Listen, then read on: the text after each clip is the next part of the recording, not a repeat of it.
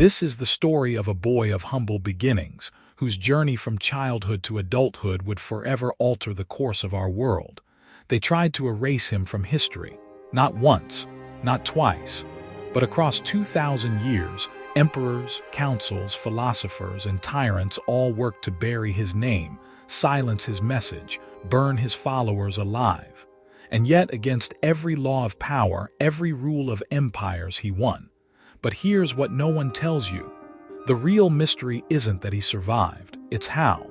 Because this wasn't a man with armies. He had no throne, no gold, no dynasty. He was born in filth, died in shame, and was buried in a borrowed grave. So how did one life, one fragile human life, outlast Rome, outlive kings, and reshape the entire architecture of human consciousness? Stay with me, because what you're about to discover isn't just history. It's the most dangerous idea ever unleashed on this planet. And by the end of this video, you'll understand why, even now, after everything, the world still can't let him go. The night no one noticed it began in silence. Not in Rome, where marble columns held up the sky. Not in Jerusalem, where priests guarded the sacred flame. But in a province so insignificant that even the empire's cartographers barely bothered with its borders. Bethlehem, a dot on the map.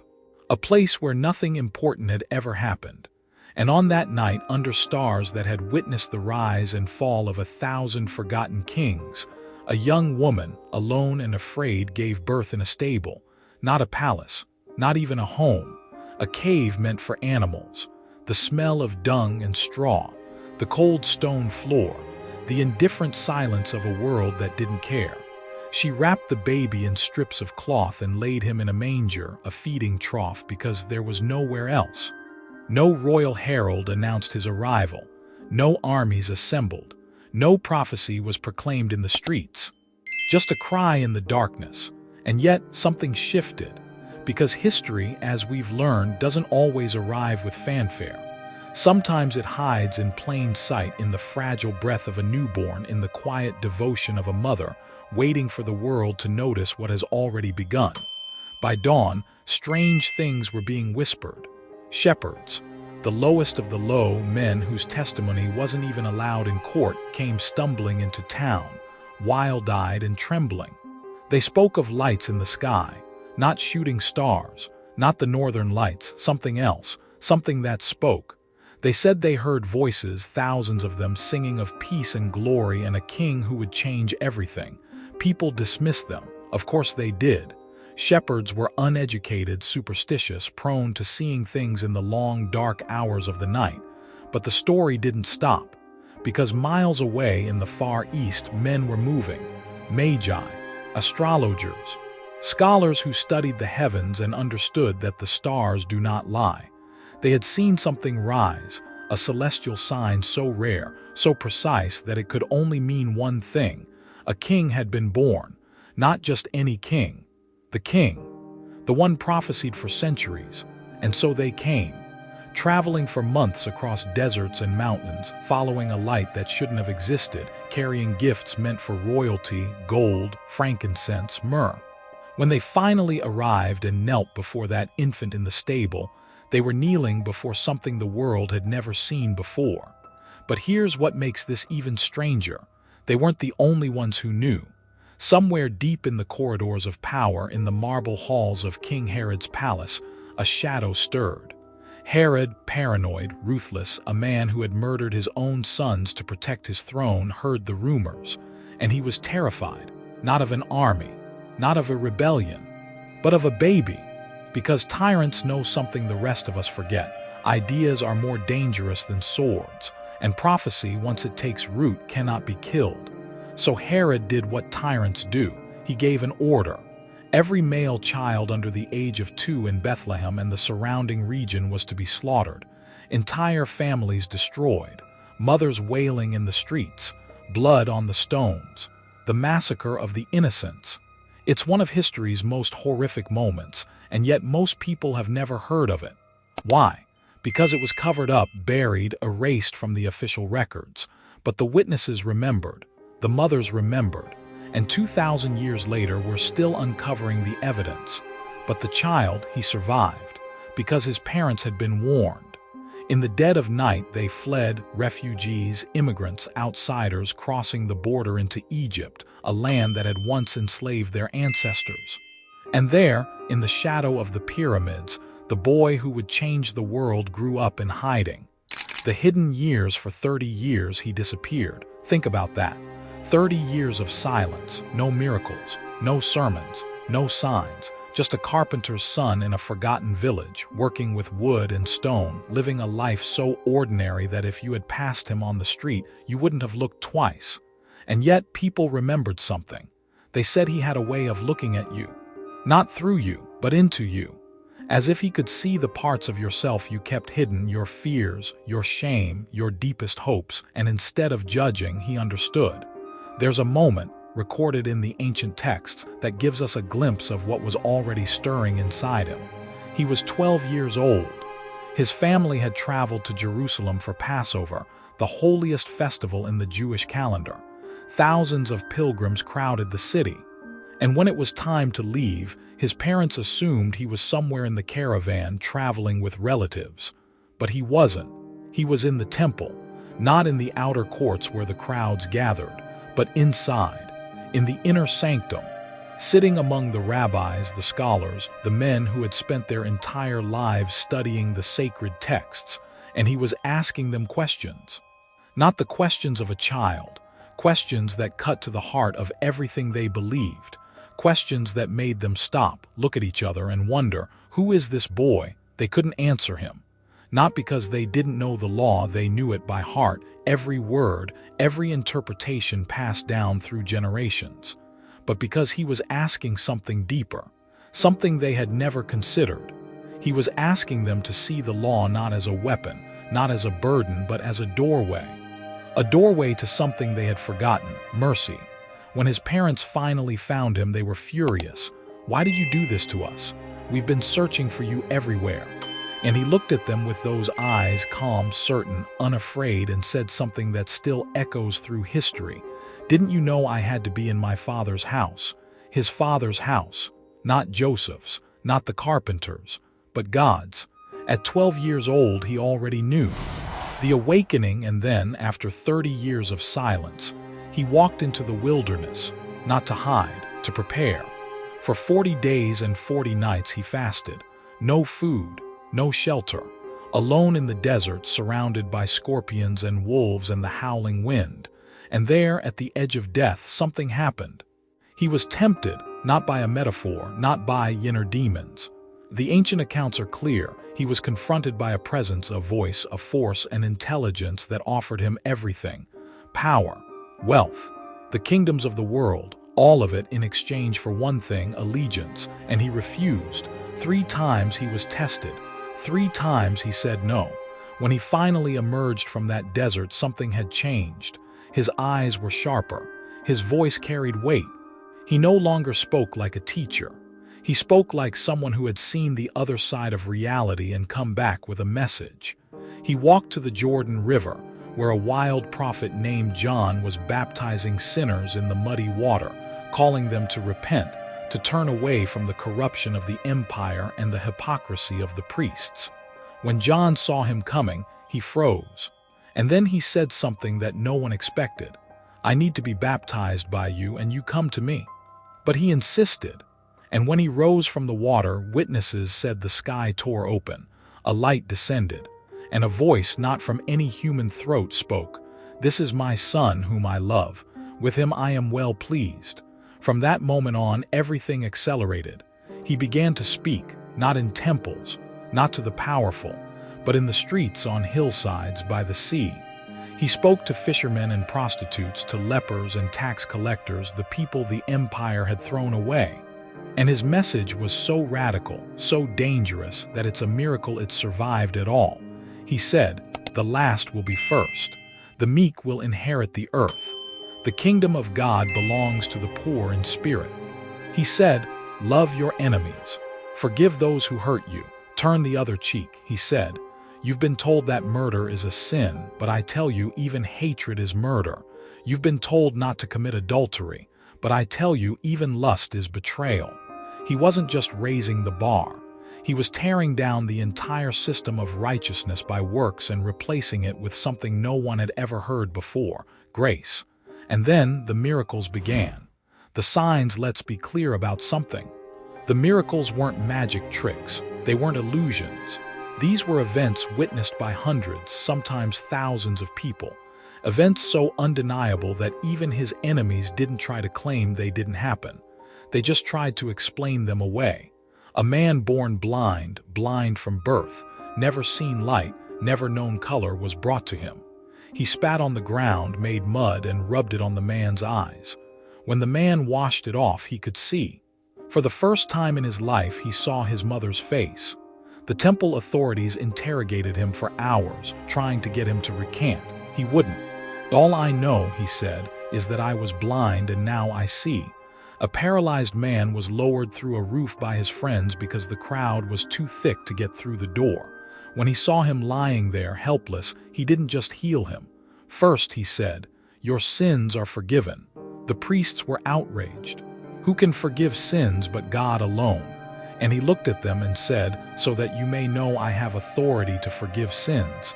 And then he told the paralyzed man, "Stand up, pick up your mat, walk." And the man did. A woman had been bleeding for 12 years. She had spent all her money on doctors who couldn't help her. She was ritually unclean, untouchable, invisible. She pushed through the crowd and touched the edge of his cloak, just the edge. And immediately the bleeding stopped. He turned around. "Who touched me?" His disciples thought he was joking. Hundreds of people were pressing against him, but he knew. "Someone touched me. I felt power go out from me." And when she confessed, trembling, he said, "Daughter, your faith has healed you. Go in peace." And then there was Lazarus. Lazarus was dead, not sick, not dying. Dead, 4 days dead. His body was already decomposing in the tomb. His sisters were mourning. The professional mourners were wailing. When he arrived, one of the sisters, Martha, ran to him and said, "If you had been here, my brother wouldn't have died." And he said something that still sends chills down the spine of anyone who hears it. "I am the resurrection and the life. Whoever believes in me will live, even though they die." He walked to the tomb, he wept, and then he shouted, "Lazarus, come out." And the dead man walked out, still wrapped in burial cloths. People who were there said it felt like the fabric of reality had torn. Like for just a moment, the rules of the universe had bent to his will. But here's the question no one wants to ask. If he could do that, why didn't he do it more? Why didn't he heal everyone? Why didn't he end all suffering, all disease, all death? Because that's not why he came. The crowds grew. Thousands followed him now. They wanted him to be king. They wanted him to lead an army, overthrow Rome, restore Israel to its former glory. They were ready. The moment was here, and he refused. He didn't come to overthrow Rome. He came to overthrow something far more powerful, the human heart. And that's when the tide began to turn. The religious leaders saw him as a threat. He healed on the Sabbath, breaking their sacred law. He ate with sinners, defiling himself. He called them hypocrites, whitewashed tombs, blind guides. He said their devotion to tradition had made them forget the very God they claimed to serve. They wanted him dead. The Romans saw him as a political risk. A man who claimed to be a king, even a spiritual one, was dangerous. The empire didn't tolerate challengers. They wanted him dead. And the people started to doubt, because he wasn't giving them what they wanted. He spoke in riddles. He said things that didn't make sense. "Unless you eat my flesh and drink my blood, you have no life in you." And many of his followers left. They couldn't understand. They couldn't accept it. Even his closest disciples were confused. One of them, Judas, started to wonder. Maybe he wasn't the Messiah after all. Maybe he had been wrong. And so, for 30 pieces of silver, the price of a slave, Judas betrayed him. The night that shattered heaven, it was Passover again. The night of remembrance, when every Jewish family recalled how God had saved them from slavery in Egypt. He gathered his disciples for the meal. They didn't know it would be the last one. He broke bread and said, "This is my body broken for you." He poured wine and said, "This is my blood poured out for many." They didn't understand, not yet, Later that night they went to a garden, Gethsemane. He told them to wait, to pray, and then he walked into the darkness alone. And there, under the olive trees, he fell to the ground and prayed with such intensity that his sweat became like drops of blood. "Father, if there is any other way, take this cup from me. But not my will, yours." What was he asking to be spared from? Not just death. He had raised the dead. He knew death wasn't the end. So what was it? The ancient text suggests something far more terrible. He was about to carry the weight of every sin, every betrayal, every act of cruelty and hatred and selfishness that humanity had ever committed. He was about to step into the gap between a holy God and a broken world.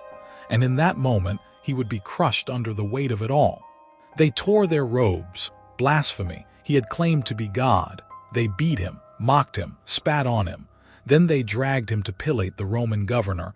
Pilate didn't want to kill him. He saw no crime. But the crowd screamed for his death. Crucify him, crucify him. And so, to keep the peace, Pilate gave the order. The darkest day they whipped him, 39 lashes. The Roman flagrum, leather straps embedded with bone and metal, tore his back to shreds. Then they pressed a crown of thorns into his skull and draped a purple robe over his bleeding shoulders. "Hail, King of the Jews," they mocked. They made him carry his own cross through the streets. When he collapsed under the weight, they forced a bystander to carry it for him. His name was Simon, a man who was just passing through. But in that moment, he became part of the most important event in human history. At a place called Golgotha, the skull, they nailed him to the cross. Iron spikes through his wrists and feet. Then they lifted the cross and dropped it into the hole. The impact would have dislocated his shoulders. Crucifixion is designed to be slow, suffocation. Every breath is agony. You have to push yourself up on the nails in your feet just to inhale. And eventually, you're too weak. And you drown in your own fluids.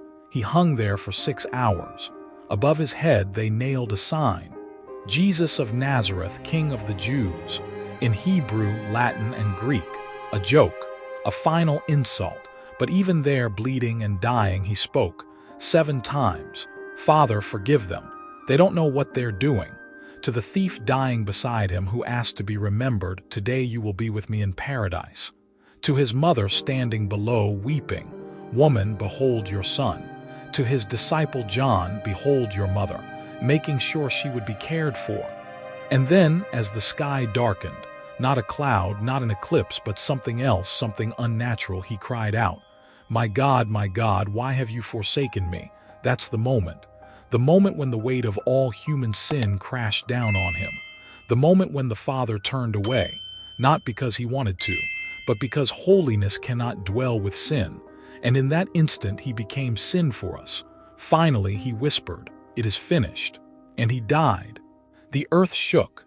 The temple veil, the massive curtain separating the Holy of Holies from the rest of the temple, tore in two, from top to bottom, not by human hands.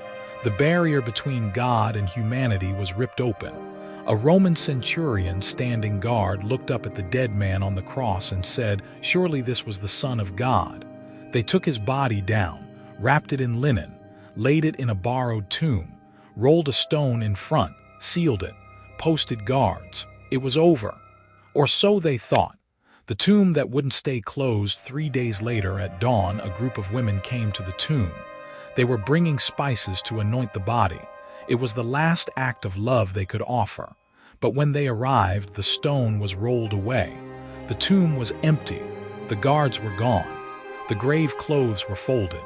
And sitting there, calm and radiant, was a figure they couldn't quite comprehend. He spoke, "Why do you look for the living among the dead? He is not here.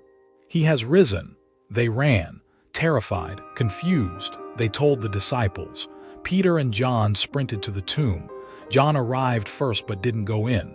Peter, always impulsive, pushed past him and stepped inside. Empty. Then to 2 disciples walking to Emmaus. They didn't recognize him at first.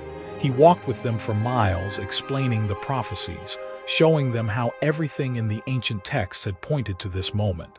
And when they sat down to eat, he broke bread and they knew. Then to 500 people at once. An entire crowd, not a private vision, a public event. Then to his brother James, who hadn't believed in him while he was alive. After the resurrection, James became one of the leaders of the early church. He later died for his faith. People don't die for what they know is a lie. Then to Paul, the most zealous persecutor of his followers. Paul was on his way to arrest and execute Christians when a light from heaven struck him down and a voice said, "Why are you persecuting me?" Paul was blinded. When his sight returned, he had become the most powerful evangelist the world has ever known. He wrote half the New Testament, and he too was eventually executed for refusing to deny what he had seen. These weren't hallucinations. These weren't legends that grew over centuries. These accounts were written within decades of the event while eyewitnesses were still alive.